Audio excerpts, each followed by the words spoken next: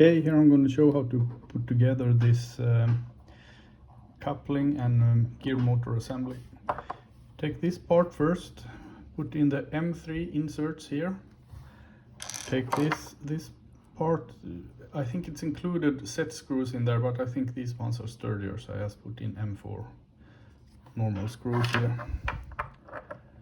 So, and then you have these M3 times 8mm long M3s.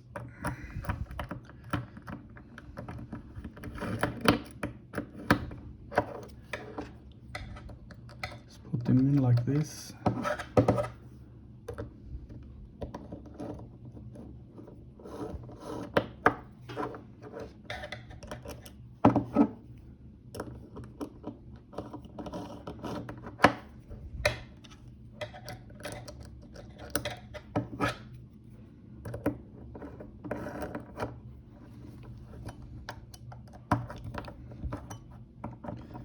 Now this is actually pretty sturdy coupling.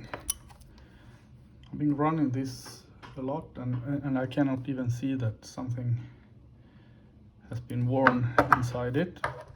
Okay, after that we take the motor and insert it like that. And then we use these M4 times 10 countersunk screws.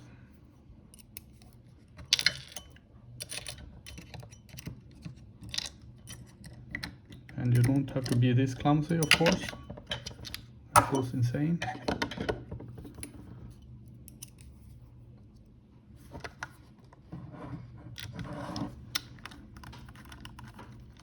That's more like it.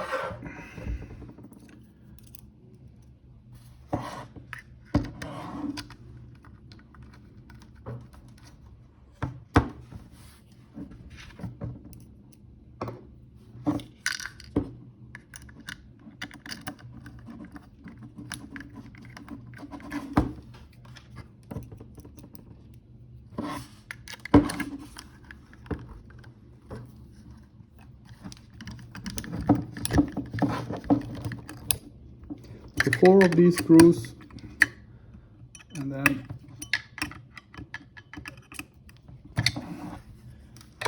the gearbox is tightly secured. Now you can see on this drive shaft here, it's a flat surface there, and you also have a few spots around this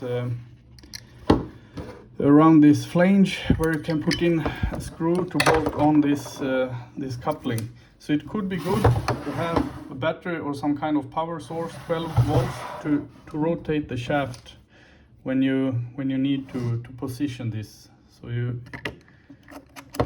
now I can see here that it's easy for me to reach this with my screwdriver, and I wanted to have it a little bit below the surface of this flange here, so you don't scratch the drive unit. So, and now obviously I have to rotate this one 180 degrees. So I take this battery,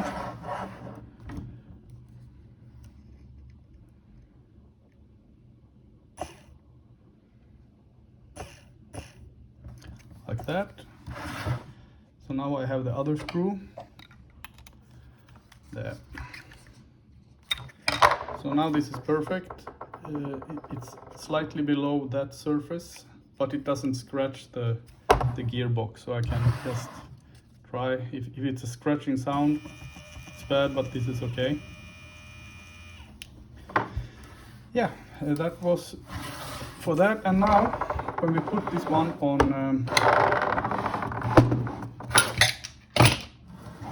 the drive unit itself, we need this M4 times 10 bolts like this, 3 of them. So just put them on like this on the drive shaft there. In with the bolt.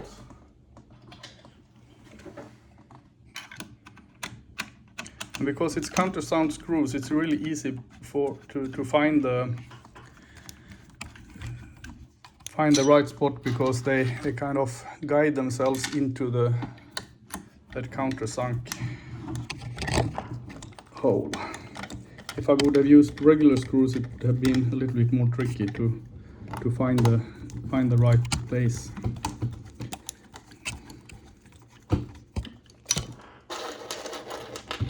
And the last one over there.